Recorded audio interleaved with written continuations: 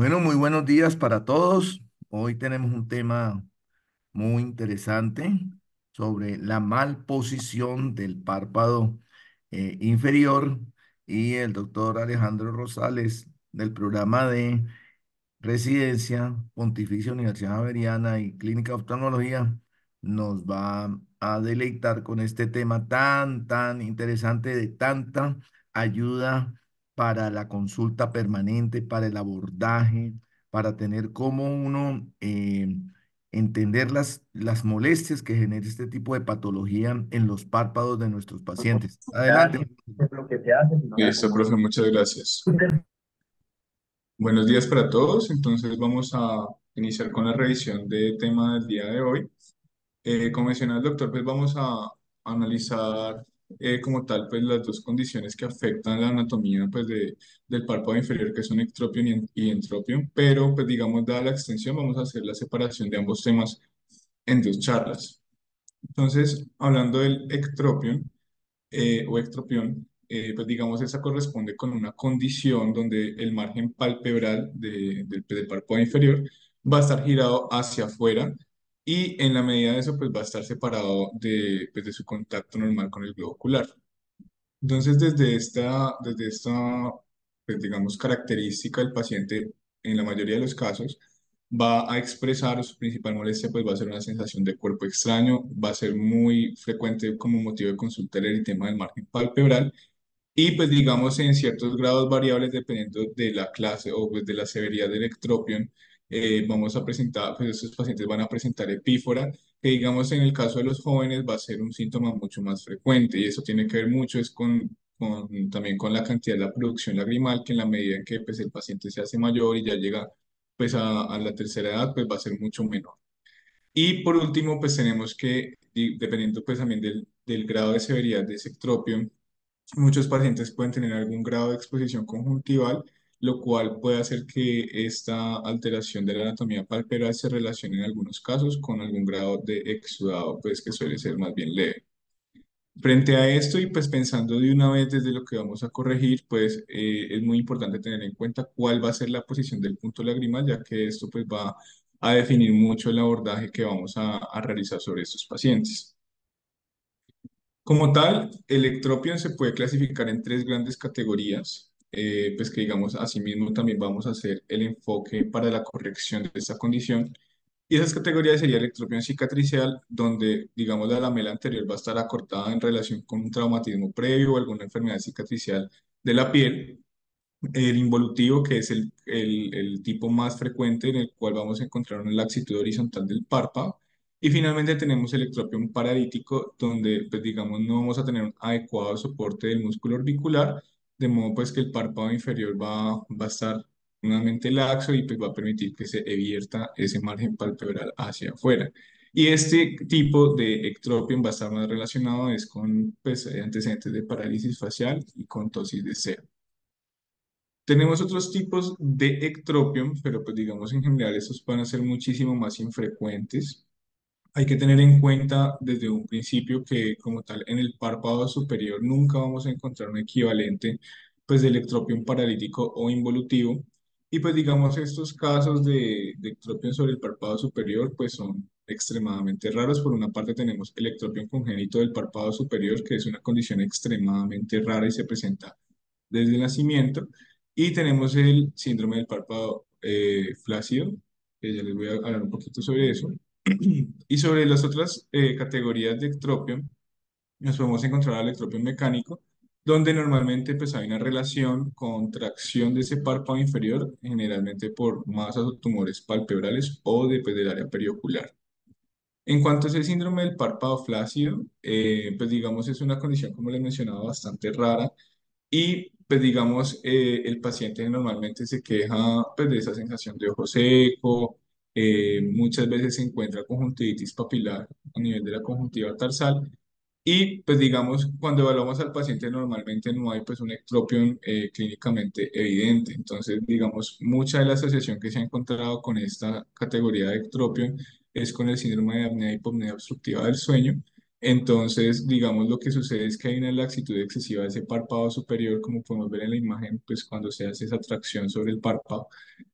por lo cual, digamos, el paciente durante el sueño presenta una eversión pues espontánea del párpado y pues va a quedar expuesta toda esa conjuntiva tarsal y pues también parte de la conjuntiva vulvar, la cual pues va a estar relacionada con esos síntomas que expresa el paciente.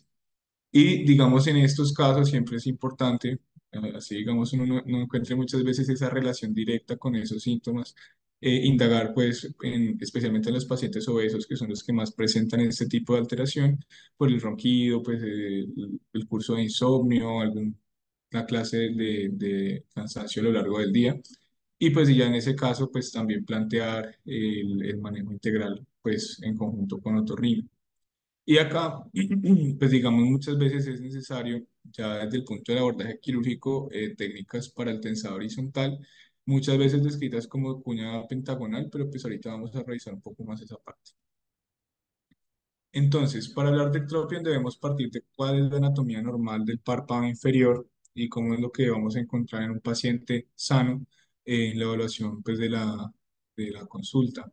Entonces, normalmente el párpado inferior, el margen va a estar siempre en relación con el limbo esclerocorneal en su parte más inferior, de modo que nunca deberíamos ver o debería ser mínima la exposición de esclera por debajo del limbo esclerocorneal pues, inferior.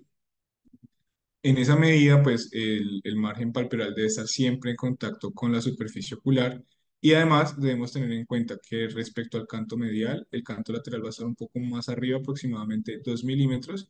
Y otra de las estructuras importantes que siempre debemos evaluar es cuál es la posición del punto lagrimal, que siempre va a estar en condiciones normales en relación pues con el valle lagrimal. Y pues no lo vamos a ver a menos que retraigamos el párpado inferior. Ya entonces, hablando un poco de esa anatomía alterada en estos casos de electropion, pues vamos a partir del hecho pues, de que las placas tarsales van a estar unidas o sí soportadas hacia el reborde orbitario, pues mediante dos estructuras muy importantes que son el tendón cantal lateral y el tendón cantal medial. Hablando puntualmente del tendón cantal lateral, pues este se va a insertar a nivel del tubérculo de Whitnall, que es, como sabemos, una prominencia ósea a nivel de la sutura frontocigomática, más o menos 10 milímetros por debajo de la sutura. Entonces, digamos, frente a todas esas estructuras musculotendinosas, que van a ser las principales que le dan el soporte a esas placas tarsales, pues vamos a hablar que durante el desarrollo normal y durante el envejecimiento normal suele haber un alargamiento progresivo tanto del tendón cantal lateral como del tendón cantal medial. Y pues digamos, este es el principio que explica esa laxitud que vamos a encontrar en los casos de ectropión involutivo. Tener en cuenta pues que las placas tarsales nunca se van a alargar, es netamente pues ese alargamiento o esa debilidad que hay a nivel de los tendones cantales. Y pues digamos, frente a esto, la cirugía o la corrección que vamos a plantear es reposicionar especialmente el tendón cantal lateral, que es el que va a estar más afectado y el que va a ser el principal eh, afectado en estos casos de la laxitud horizontal del párpado. Y pues para eso vamos a realizar la cirugía pues, de tira tarsal, donde vamos a cortar pues, ese tendón y a reposicionarlo nuevamente sobre el tubérculo de Whitney. Aquí lo que vemos pues ya es en el paciente cómo se ve esa laxitud del párpado horizontal, como vemos pues la medida en que se tracciona, el párpado sigue evertido y pues sigue igual en separación respecto a la superficie del globo ocular. Igual ahorita vamos a ver bien cómo son estas maniobras. Otra de las alteraciones anatómicas importantes a lo largo de esos casos de ectropion es la hipoplasia mediofacial.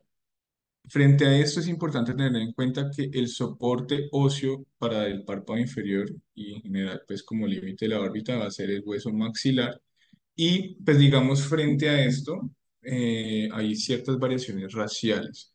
Las personas pues de ascendencia asiática son las que tienen ese hueso maxilar más prominente y por el contrario las personas de ascendencia afro van a ser las que tienen ese hueso maxilar menos prominente y más retraído. Entonces, pues digamos, en ese orden de ideas va a ser mucho más frecuente encontrar el ectropion por hipoplasia mediofacial en un grupo pues poblacional respecto al otro. Ya hay condiciones donde pues esa hipoplasia ya se hace patológica y vamos a encontrar un hueso maxilar pues mucho más retraído, y pues digamos como es este caso que es un paciente con síndrome de Apert. Y acá, pues digamos, es muy importante tener en cuenta que esos pacientes, además de tener el evidente ectropion, pues en muchos de los casos, pues va a ser muy limitada el soporte que podamos tener para el párpado inferior y esto lo vamos a tener en cuenta siempre al momento de la corrección quirúrgica, ya que en la medida en que si hacemos un tensado y no guardamos pues, la precaución suficiente, ese párpado inferior se me puede ir por debajo del ojo y pues ya ocasionar otros problemas como la oftalmos o alguna otra condición secundaria sobre la superficie ocular. Lo otro en las alteraciones anatómicas que encontramos aquí en los casos de ectropion, pues es el acortamiento de la lamela anterior. Recordando un poco, pues, cuál es la división de la lamela anterior y posterior, pues tenemos que la lamela anterior es la piel básicamente y el músculo orbicular del ojo. Y en la lamela posterior, pues ya encontramos las uniones musculocutáneas, la placa tarsal especialmente y pues ya la conjuntiva tarsal. Y pues hay otro concepto que es el de la lamela media, donde están los tejidos que no están contenidos por ninguna de las dos lamelas, como es el septo orbitario, la grasa caponeurótica y los retractores del párpado inferior. Y pues digamos en general, cuando hay acortamiento de la lamela anterior, esto normalmente va a estar relacionado pues con fenómenos de fibrosis, de cicatrices, que hablamos aquí ya puntualmente de ectropión cicatricial. Y bajo esta alteración anatómica es donde va a estar indicada la realización de un injerto cutáneo de espesor total. Pero pues tener en cuenta que estos fenómenos de ectropión secundarios o a cicatrices no van a ser única y exclusivamente del acortamiento de la lamela anterior, sino que también se puede dar en cicatrización de la lamela posterior. Y cuando tenemos cicatrización a nivel de la lamela media, también pueden haber casos de bloqueo pues, del párpado, eh, pues condicionando pues nuevamente casos de ectropion y muchas veces cuando se afecta esa lamela media suele estar relacionado pues con algún trauma o con antecedentes de cirugía palpebral. Aquí lo que vemos pues es finalmente cómo se ve cortada esa lamela anterior y pues el ectropion secundario en el caso de este paciente. La parálisis del orbicular, esta estaba relacionada pues directamente con ese tropión paralítico, donde pues digamos partimos de que el tono del músculo orbicular del ojo va a ser el que brinda el soporte para la placa tarsal y para los tendones cantales. Entonces, en esa medida, cuando no tenemos un tono o cuando este va a estar muy disminuido, pues lo que vamos a ver es un ectropión paralítico secundario.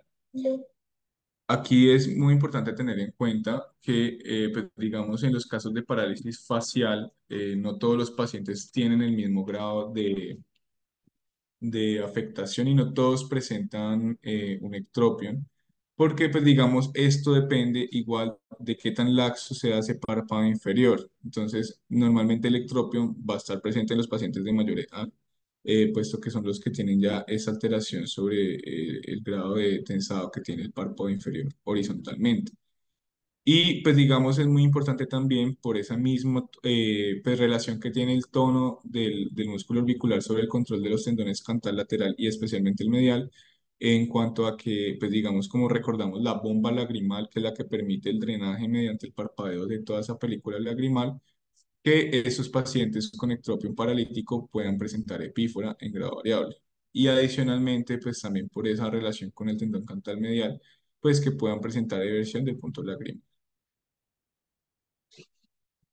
Entonces, ya cuando vamos a hacer el análisis de los pacientes en la consulta, debemos hacernos una serie de preguntas. Por primero, pues tenemos que preguntarnos si hay o no un acortamiento de la lamela anterior.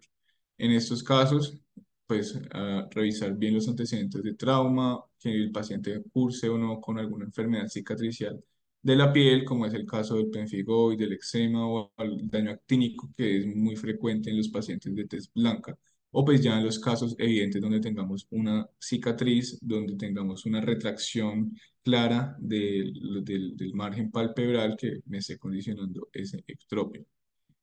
Y ya otra de las preguntas pues, más importantes es, ¿hay presencia pues, de alguna clase de tejido cicatricial que me esté separando ese párpado del globo ocular? Entonces, frente a eso, es muy importante hacer una evaluación completa de toda la piel de la cara, ya que, pues, digamos, podemos encontrar pacientes donde digamos, la disposición de las arrugas o las líneas de expresión no es simétrica y eso, pues, nos tiene que alertar de algún grado de zona de tensión. Y, pues, en general, tener en cuenta que este ectropión cicatricial va a ser mucho más infrecuente que el ectropión involutivo. Otra de las preguntas es si hay o no asimetría facial.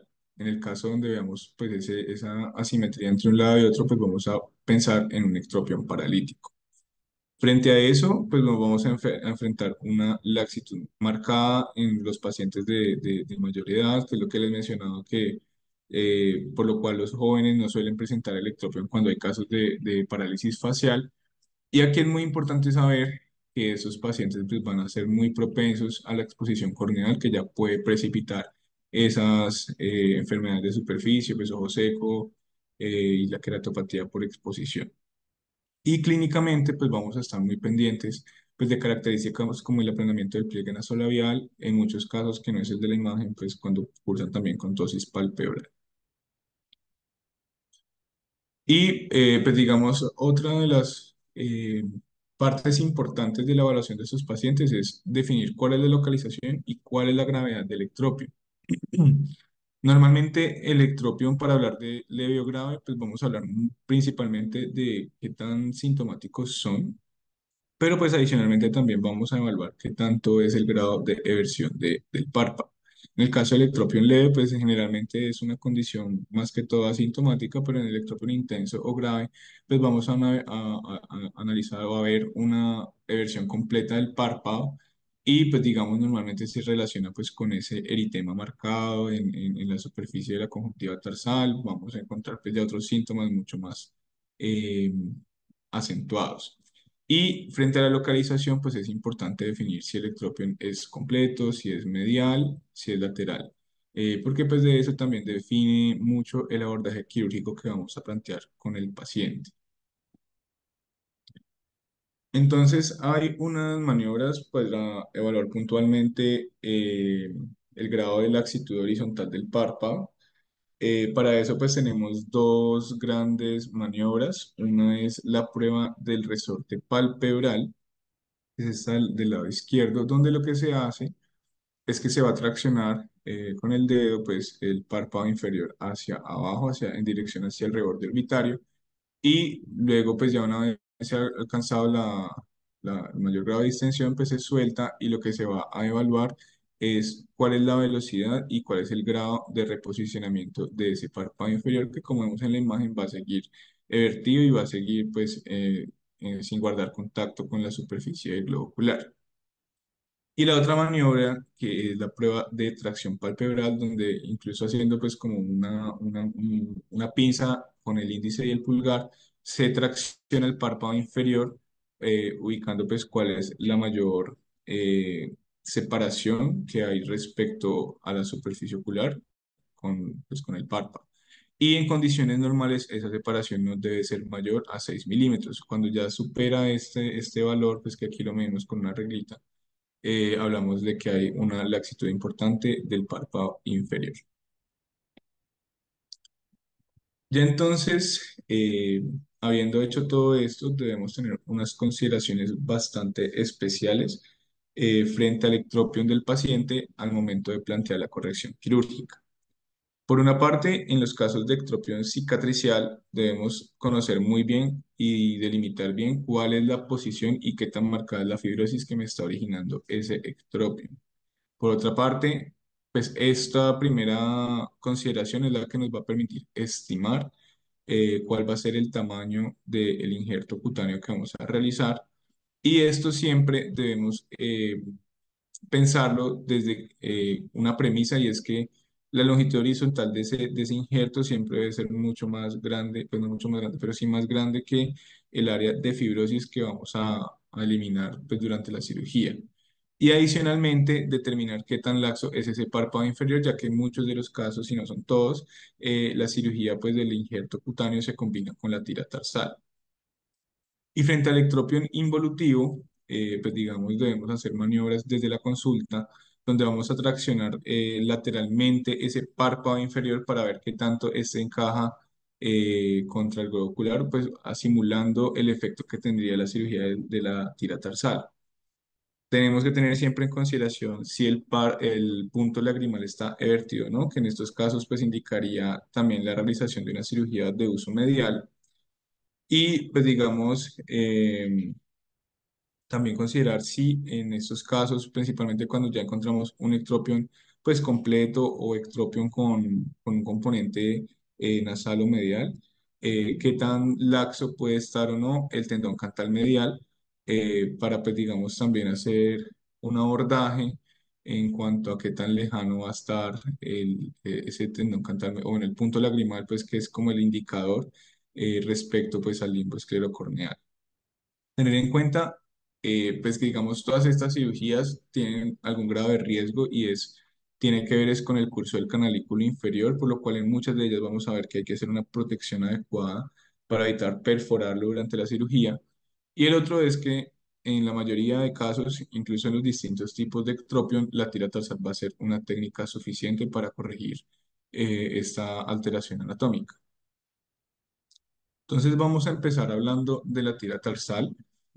Esta consiste básicamente en realizar un acortamiento del párpado inferior a nivel del canto lateral.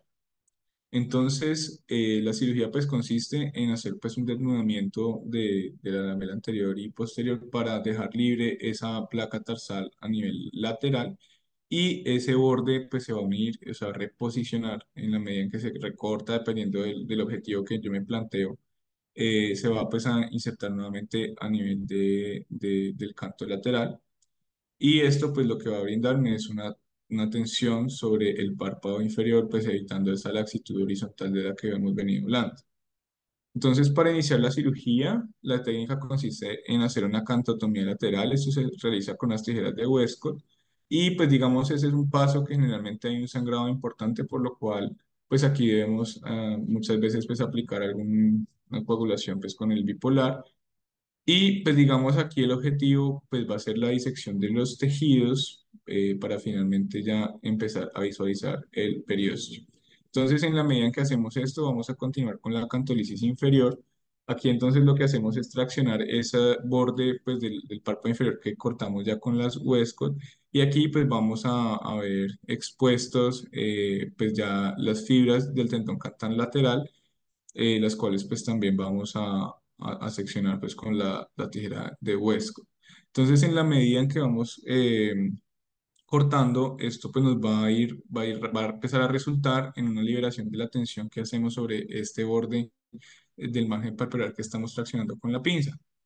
Y pues digamos finalmente el tejido que debemos identificar va a ser el periósteo orbitario que se ve como una estructura amarilla, pues que aquí en la foto no es tan clarita, pero igual más adelante lo vamos a ver. Normalmente pues esto debemos tratar de hacerlo con la menor cantidad de cortes posibles, idealmente pues con uno o con dos cortes. Ya entonces continuamos con la separación de la lamela anterior y posterior. Para eso entonces traccionamos pues, en dirección opuesta, igual también con el ayudante que tengamos eh, los bordes anterior y posterior de ese margen palpebral. Y pues con las mismas tijeras Westcott vamos a ubicarlas sobre, pues entre la placa tarsal y el orbicular. Y aquí vamos a hacer una disección de aproximadamente 5 milímetros de extensión. Entonces, en la lamela anterior, pues vamos a tener bien diferenciado cuáles son, pues básicamente la piel y el orbicular, y pues acá posteriormente vamos a hacer como el desnudamiento principalmente pues de la placa del tarso y pues más atrás vamos a tener ya eh, parte pues de las estructuras de la conjuntiva tarsal. Y pues digamos aquí es muy importante cuando vamos a hacer esta disección que las tijeras de Westcott vayan a estar siempre en un plano muy paralelo respecto al plano del tarso. Aquí muchas veces también pues hay sangrado, es necesario pues hacer algún grado de aplicar pues bipolar y pues digamos pues, siempre se hace como el corte donde ya hemos ido cauterizando. Y ya, pues más, continuando pues con este paso, vamos a empezar a hacer un desnudamiento de la conjuntiva tarsal para liberar bien ese tarso, como vemos aquí en la imagen, y esto se realiza pues ya pues se puede realizar con un bisturí 15, pues con una hoja de bisturí 15. Pues seguimos haciendo igual lo que les venía contando, se sigue cauterizando en la medida en que me haya sangrado, vamos cortando para que finalmente encontremos ese tarso expuesto desnudo y esa piel y conjuntiva redundante pues que queda alrededor de ese tarso que ya hemos denudado, pues la podemos cortar con las huescas para que nos quede únicamente el tarso que es lo que nos va a interesar. Entonces ya tenemos el tarso desnudo, lo que vamos a hacer aquí es acortarlo en la medida en que necesitemos traccionar más o menos esa tira tarsal. Y aquí pues vamos a hacer como la simulación siempre traccionando ese tarso hacia el canto lateral y en la medida en que veamos que ya alcanzamos la tensión suficiente y adecuada en el párpado inferior, pues ahí definimos si es necesario acortar el tarso, muchas veces no lo es, o si necesitamos acortarlo más. Entonces, aquí continuamos con la reinserción de la tira tarsal. Para eso, entonces, vamos a utilizar generalmente pues las suturas absorbibles. Lo que más utilizamos pues es Vicryl 4 ceros. Y lo que vamos a hacer es pues con un punto que atraviese el espesor completo de esa placa tarsal, pues pasar aquí la aguja. Y como les mencionaba, el tejido donde vamos a fijar esa, ese, ese tarso va a ser a nivel del periósteo orbitario. Aquí y desde, digamos que hacemos la cantotomía y la cantolisis, es muy importante tener precaución de no ir a lesionar ese periósteo, porque si nosotros disecamos en exceso, pues realmente vamos a perder el sitio de anclaje para esta sutura que es, digamos, podríamos decir que es la parte más importante de la cirugía. Entonces, aquí, pues digamos, con ese retractor de ese Miller, lo que vemos aquí, esto que se ve tejido amarillento es ya el periósteo. Y lo que vamos a hacer entonces es, una vez hemos atravesado esa tira, ese tarso, pues vamos a pasar el punto. Generalmente se realizan puntos simples, donde pues se va a unir a nivel del periósteo orbitario. Y pues digamos lo que dice la técnica es que se hacen unos puntos iniciales donde se verifica como una tensión provisional para saber si tenemos que hacer un nuevo corte sobre esta tira de tarso o si con esa tensión es suficiente y ya definir pues si van a quedar como los puntos definitivos, que aquí vemos pues son dos puntos simples, para finalmente pues ya hacer el afrontamiento de los bordes de la piel, que también se realiza con puntos simples. Generalmente pues aquí ya utilizamos un Bicryl 7 ceros y pues digamos lo que se recomienda en esta parte es utilizar la menor cantidad de puntos posibles. Aquí pues es muy importante tener en cuenta durante el posoperatorio es normal que haya algún grado de apertura, digamos, a nivel de estas suturas, pero pues digamos con el parpadeo natural y durante todo el proceso de cicatrización suele haber un afrontamiento total y completo pues de esta área, entonces pues digamos no hay como que preocuparse en la medida en que veamos esta separación. Otra de las técnicas que se pueden realizar en estos casos es la aplicación del tendón cantal medial.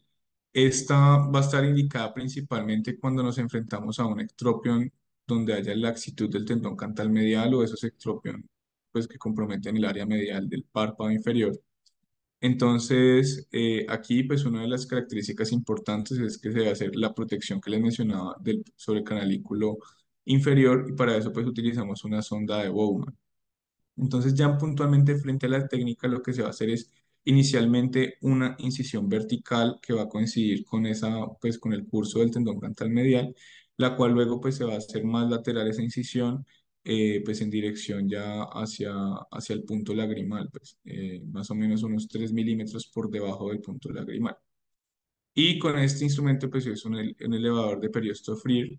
Lo que se va a hacer es la disección de los tejidos, pues tratando de separar muy bien el orbicular para exponer este tendón cantal medial, que va a ser como el punto de referencia para toda la técnica.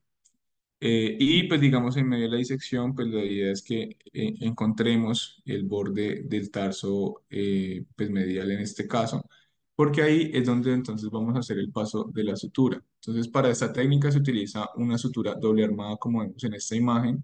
Entonces lo que se hace es pasarla pues digamos los dos extremos a partir de ese borde nasal o medial del tarso y esos extremos de la sutura se van a pasar atravesando pues superficialmente el orbicular y van a pasar por debajo del tendón cantal medial.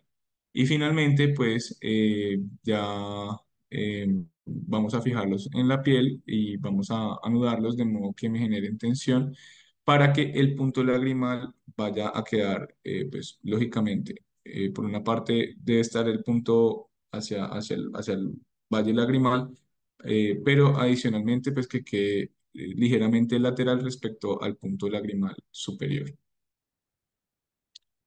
Otra de las técnicas importantes a tener en cuenta es la cirugía de uso medial o middle spindle. Esta es una técnica que se indica cuando, además del ectropion, tenemos una eversión del punto lagrimal. Y esta técnica consiste básicamente en realizar la escisión de un rombo de conjuntiva tarsal que va a estar por debajo del punto lagrimal inferior. Y pues esto lo que va a hacer es, digamos, por la tracción que genera, es que haya una inversión mecánica nuevamente del punto lagrimal. Entonces, para hacerlo importante ya desde la anestesia, debemos anestesiar tanto la piel del reborde orbitario como el fornix inferior. Y pues para la escisión o la extirpación del rombo de conjuntiva, al igual que en la técnica anterior que les mostraba, es muy importante hacer la protección adecuada del canalículo inferior con una sonda de Bowman número 1. Entonces, en cuanto a la técnica, pues digamos, se debe traccionar hacia adelante, o sea, hacia el techo del quirófano y hacia arriba un poco el margen del párpado. Y pues digamos, ya cuando tenemos esa tensión con las tijeras de Westcott, vamos a hacer pues primero como una especie de V en la parte pues más superior y luego la misma imagen sobre la parte inferior, pues representando lo que vemos aquí, que es un rombo. Y dentro de las estructuras que vamos a ver seccionadas, pues tenemos que vamos a seccionar tarso, parte pues obviamente del orbicular y pues lo que vamos a hacer es aquí también utilizar esa sutura doble armada con la cual vamos a hacer un punto que pasa a través de como tal las estructuras de la lamela posterior, luego atraviesa el tarso que es seccionado y sale nuevamente haciendo pues el mismo recorrido para finalmente invertir la sutura y luego atravesar el espesor completo del párpado. Entonces aquí lo que vemos es cuál sería como tal esa trayectoria de la sutura. Como vemos acá, entonces tenemos el tarso seccionado, donde pasamos pues como ambos extremos de la sutura doble armada. Aquí el espesor total de la lamela posterior y acá vemos cómo atraviesa en dirección como hacia la unión entre el párpado inferior y ya donde comienza el área maxilar o la mejilla como tal. Y aquí es donde entonces se anudan ambos extremos de la sutura doble armada. Y aquí lo que veríamos es como el afrontamiento que se da pues en medio pues, de toda esa tracción generada pues al atravesar estos tejidos, lo cual finalmente me va a permitir la eversión pues hacia su punto normal del punto lagrimal. Y normalmente pues para eso utilizamos una sutura de Vicryl 5-0 para tener ahí en cuenta. Otra de las técnicas es la acetaplastia. Esta, pues, digamos, es similar o ha entrado a reemplazar esa resección en cuña que les hablaba ahorita, como ejemplo en el caso del ectropión por el síndrome, pues, del párpado flácido. Entonces, digamos, muchas veces esta técnica se utiliza también en los casos de ectropión cicatricial, donde el objetivo, pues, de realizar estos flap que vamos a ver ahorita, es liberar la tensión que está ocasionada por ese tejido cicatricial y en esa medida, pues, poder transponer las fuerzas contráctiles hacia la dirección adecuada. Entonces, lo que se va a realizar es que partimos acá de la zona cicatricial donde podemos hacer una marcación pues con el marcador o incluso con el lapicero, donde tengamos como una referencia vertical y a partir de los extremos, pues de los vértices de esa línea, vamos a más o menos con una angulación de 60 grados pues a marcar unos planos para la elaboración de los colgajos pues de forma triangular, pues simulando aquí como vemos una Z. Y a partir de ahí, pues digamos, ya hacemos la sección que se realiza pues ya generalmente con bisturí. Y pues digamos, a partir de ahí ya vamos a hacer la tracción sobre los bordes de los flaps. Entonces, aquí es importante sobre la técnica, siempre debe hacerse pues inicialmente el paso de una CEA 4.0 para hacer tracción del párpado inferior hacia arriba. Y ya una vez hemos creado los flaps, estos pues son tejidos muy friables y con mucha delicadeza, por lo cual pues digamos siempre hay que manipularlos con ganchos de piel. Entonces, aquí como vemos en los vectores de la fuerza que tienen acá las flechitas, lo que se hace es con esos ganchos de piel es reposicionar, como tratar de angular, digamos en el caso del flap superior hacia adentro y hacia arriba y en el caso del flap inferior hacia afuera y hacia abajo, para finalmente que esta forma para afrontar ya y pues digamos acortar digamos toda esa laxitud resultante y pues desviar esos ángulos o esos vectores de tracción que me han sido generados por la cicatriz. Y aquí entonces lo que hacemos es afrontarlo con unas suturas con puntos simples, generalmente se hace con nylon 6.0, pues, en general pues suturas no absorbibles, y esa seda que habíamos posicionado sobre el margen palpebral la vamos a fijar por encima de la ceja con transpore, y pues esto lo vamos a dejar ahí más o menos por 7 días para que digamos toda esa tensión que hemos eh, alterado que hemos como organizado acá, pues permanezca durante esta primera semana postoperatoria que luego ya pues la vamos a retirar en el consultorio. Ya hablando entonces, pues dando continuidad al manejo de sectropión cicatricial, otra de las técnicas importantes aquí a tener en cuenta y que vamos a revisar es en pues, los casos donde vamos a llevar al paciente a un injerto cutáneo de espesor total. Entonces, aquí, pues recordando un poco sobre la anatomía que va a estar alterada, vamos a tener un acortamiento importante sobre la lamela anterior y eso es lo que va a indicar realmente que pongamos el injerto para devolver el párpado a la posición normal. Entonces, frente a eso, como les mencioné también al principio, muchos de estos pacientes pues igual van a requerir de la realización de la tira tarsal. Entonces, lo primero que hacemos es retirar el tejido cicatricial para que se libere toda esa tensión. Luego realizamos la tira tarsal para que ya sepamos cuál va a ser la posición de ese párpado inferior, la posición final, pues respecto también a si hay laxitud de ese párpado, pues dependiendo del grupo etario del paciente. Y finalmente, pues vamos a hacer la obtención y la colocación del injerto.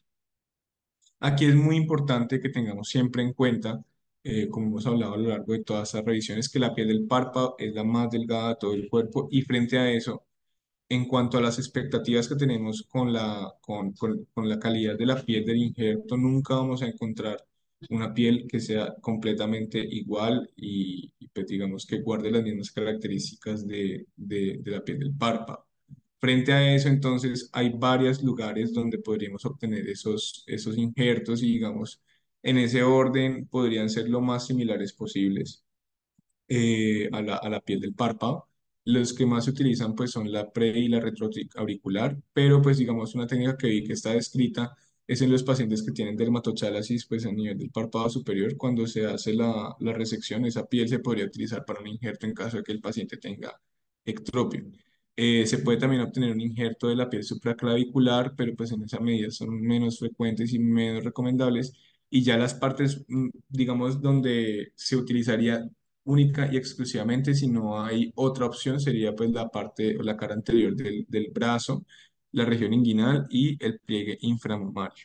Y generalmente pues los injertos, lógicamente esto depende del tamaño de la zona pues de tensión o de la cicatriz que me ocasiona el ectropion, pero suelen ser injertos que van más o menos con dimensiones de 15 por 40 milímetros.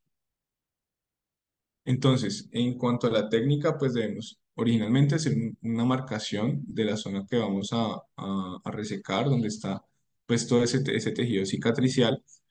Y pues digamos también aquí importante, pues vamos a hacer también el paso de la seda 4 ceros a nivel del margen palpebral para realizar la tracción hacia arriba durante todo el procedimiento. Entonces, pues digamos, con bisturí vamos a hacer la resección y la liberación de todo ese tejido pues, adherencial y toda esa tensión. Se puede hacer también con Westcott y, pues digamos, vamos a dejar expuesto el defecto donde vamos a colocar el injerto. Frente a eso, entonces vamos a hacer en caso que sea necesario, pues la cirugía de tira tarsal.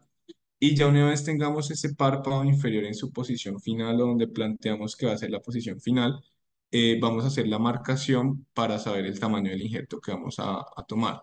Para eso, pues describen que se puede hacer sobre una pieza de plástico que tengamos a la mano entre pues, el instrumental o incluso utilizando una esponja que me permita absorber como la silueta de la sangre normal que esperaríamos tras resecar este tejido y que me permita como establecer el tamaño del injerto que va a tomar. Entonces aquí el ejemplo es con la piel retroauricular, pues se hace igualmente la marcación y se hace la incisión pues con un bisturí, con una hoja 15 y pues digamos tener en cuenta que al tratarse de un injerto de espesor total pues vamos a llevarnos aparte de la piel y la dermis, pues de la epidermis y dermis, también el tejido celular subcutáneo. Entonces, una vez ya obtenemos el injerto, vamos a hacer como una especie de pulido con las tijeras, pues el Metsen o con las mismas Westcott, para tratar de dejar lo más uniforme posible ese tejido celular subcutáneo, para luego entonces ya posicionar ese injerto sobre el defecto que ocasionamos al retirar ese tejido cicatricial. Entonces aquí lo que recomiendan entonces es realizar una serie de puntos simples a lo largo de todo el injerto que queden largos para que al final podamos anudarlos en el centro del injerto, pues ocasionando esta tensión y pues ahí entre el injerto y el exterior pues se puede ubicar como un protector o una esponja para pues que más me genere pues más presión sobre el injerto y que quede bien afrontado con el área que resequé. Digamos aquí, igual que en las técnicas que vimos anteriormente, esos reparos que se hacen sobre el margen palpebral también se van a fijar sobre la ceja, generalmente por 1 a 2 semanas.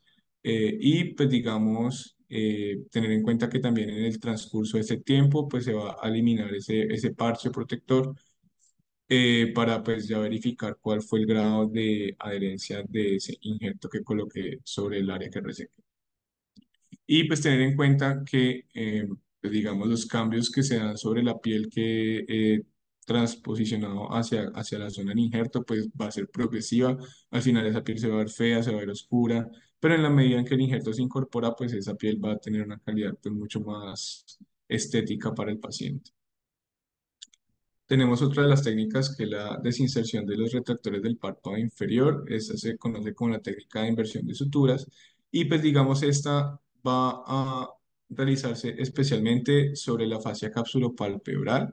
Pues recordemos que esta tiene una unión pues bastante delicada respecto al músculo recto inferior. Y pues digamos, adicionalmente se fusiona pues también con fibras del oblicuo inferior que finalmente pues van a ser las que me forman el ligamento del lóbulo. Entonces, frente a la técnica, pues debemos hacer igual también el reparo del margen palpebral con CA 4.0. Y aquí, pues lo que hacemos es que se va a hacer la incisión, pero a nivel de la conjuntiva, por debajo de donde estaría ubicado el plato tarsal. Eso lo podemos hacer pues igual con tijeras de Westcott y pues digamos cuando hacemos la tracción, una vez hemos seccionado esa conjuntiva, pues ya ahí vamos a poder evidenciar por debajo del límite del tarso las fibras del retractor del párpado inferior. Y pues digamos debemos disecar hasta que identificamos como el borde de las bolsas grasas y a partir de ahí pues digamos con un separador de desmarres pues nos puede ayudar como un poquito más a visualizar las fibras del músculo. Otra de las técnicas como que o de las estrategias que se pueden ahí utilizar es pedir al paciente que mire hacia abajo, eso también va a hacer como mucho más evidente como tal las fibras del músculo.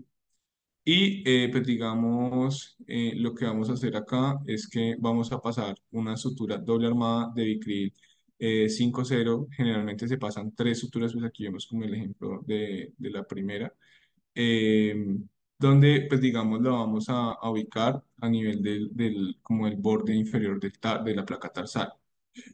Y pues ya una vez hemos atravesado pues con las 3 suturas, vamos a pasarlas a través del espesor total de esa lamela posterior donde hicimos la incisión original. para luego, pues como veíamos, muy similar a la técnica del uso medial, se hace pues un paso finalmente pues se invierte toda la sutura y se pasa pues por el espesor total del párpado, que es lo que pues estamos viendo acá. O sea, ya hemos pasado las tres suturas hacia la parte de la lamela posterior, perdón, y finalmente pues el párpado completo. Acá lo que vemos entonces es finalmente la tracción final a partir de esa seda que habíamos puesto el margen palpebral para finalmente anudar esas tres suturas doble armadas a nivel de la piel. Más o menos, pues se estima que la separación entre estas suturas debe ser de más o menos 4 a 5 milímetros. Pues digamos ya en esta imagen lo que veríamos sería el resultado final, que es muy similar a esa cirugía de uso medial, donde se ve pues el afrontamiento de las estructuras que hemos venido hablando. Listo, eso sería todo lo que traía para hoy. No sé si hayan comentarios o dudas para resolver.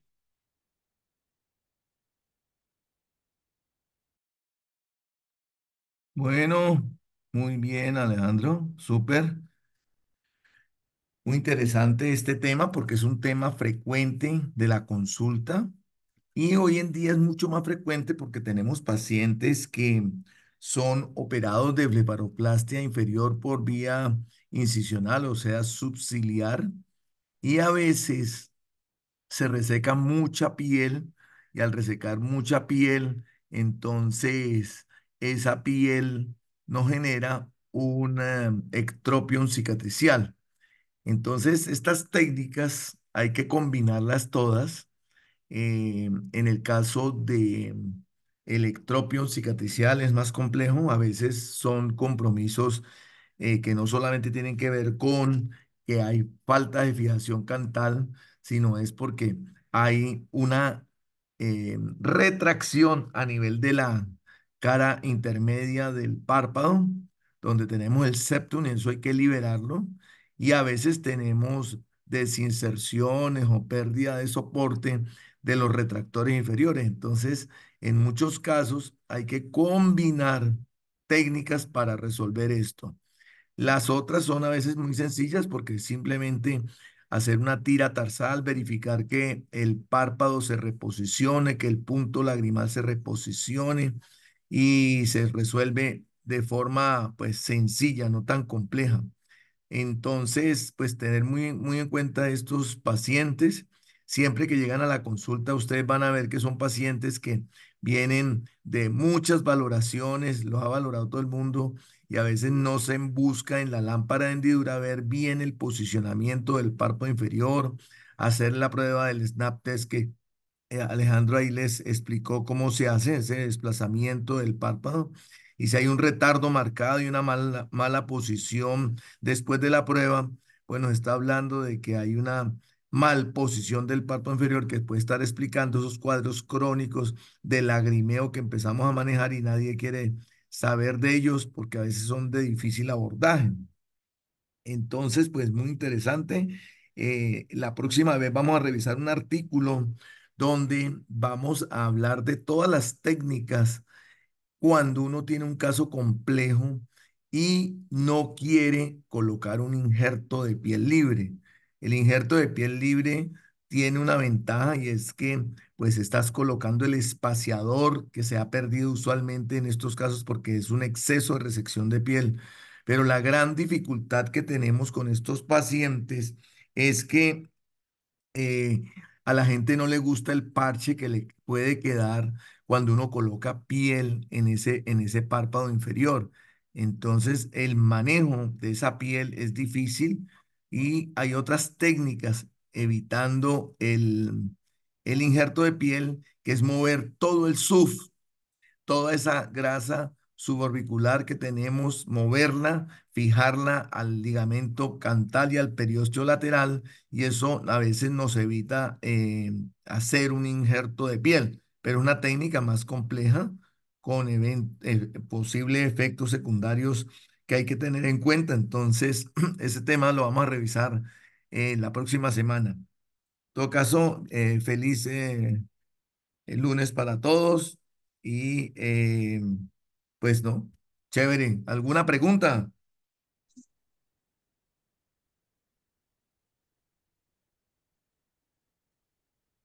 Parece que no. ¿Ninguno? Bueno, entonces, feliz semana para todos. Gracias, profe. Muy Gracias a bien, todos. Gracias a la doctora Ana Constanza. Hasta luego. sí, por ahí la vimos. Hasta luego, gracias. Chao.